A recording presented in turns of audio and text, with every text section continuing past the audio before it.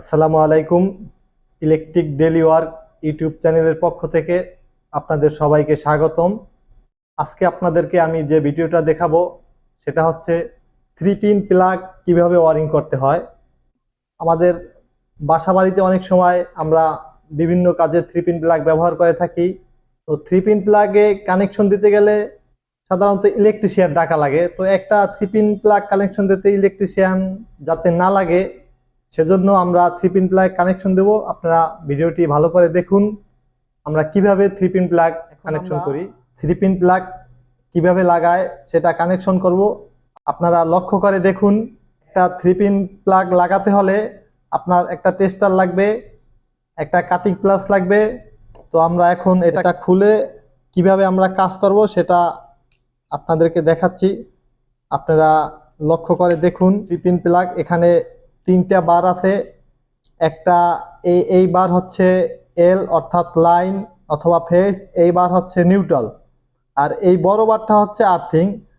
তো আপনারা লাগানোর সময় অবশ্যই দেখে নেবেন এখানে এল যেটা এটা লাইন লাগাবেন অর্থাৎ ফেজ, এন যেটা এটা নিউট্রাল লাগাবেন। আর এখানে একটা আর্থিং চিহ্ন আছে, আপনারা দেখে নেবেন এখানে আর্থিং লাগাবেন। এই দেখেন আমাদের অপর পাশে 3টা কানেক্টর আছে। এইটা হচ্ছে এল, এইটা এন, এটা হচ্ছে আর্থিং। তো আমরা এখন লাগাবো দেখেন। আর তারটা অবশ্যই কাটার সময় আপনি এরকমের সাইজ মতো করে নেবেন। আর একটা সাপোর্ট আছে, এই সাপোর্টটা খুলে নিতে হবে। সাপোর্টটা আমি খুলে নিচ্ছি। দেখুন এখানে 3টা তার আমি আপনাদেরকে দেখাচ্ছি। এটা হচ্ছে লাল, এটা হচ্ছে নীল, এটা হলুদ। তো বাসাবাড়িতে কালার ওয়াইজ তার থাকে না। যদি আপনার 2টা কালো তার হয় তো আপনারা ওখানে লাইন নিউট্রাল দেখে লাগাবেন। আবার এইটা সবুজ হতে পারে, যদি 3 করে তার থাকে সেক্ষেত্রে এটা সবুজ হতে পারে, এটা কালো হতে পারে, এটা লাল লালই থাকবে। তো আপনারা এগুলো ভালো করে দেখে লাগাবেন। আমি প্রথম এই কানেক্টর খুলে নেই। প্রথম আমি আর্থিং বারে লাগালাম। এটা হচ্ছে আর্থিং। লাগিয়ে আপনারা নাটটা ভালো করে টাইট দিয়ে নেবেন, কারণ লুজ থাকলে দুর্ঘটনা হতে পারে, যাতে লুজ না থাকে।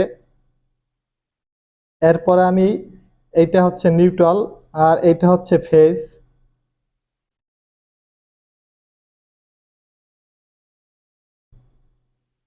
এটা লাগানোর পর অবশ্যই আপনাকে এই সাপোর্টের এটা লাগাতে হবে। সাপোর্ট না লাগাইলে কিন্তু বের হয়ে আসবে, টান দিবেন খুলে যাবে, তাই দুর্ঘটনা হতে পারে। যাতে দুর্ঘটনা না হয় এজন্য আপনারা অবশ্যই সাপোর্টটি লাগাই নেবেন। আর তারটা অবশ্যই একটু ফ্রি রাখবেন, ভিতরে সাপোর্ট লাগানোর কারণে তারটা একটু ফ্রি রাখবেন। ফ্রি না রাখলে এটা বের হয়ে যেতে পারে। তো আমরা এখন উপরের কাবার লাগাবো। ঝটপট হয়ে গেল। আপনারাও বাসা বাড়িতে এভাবে লাগাতে পারবেন।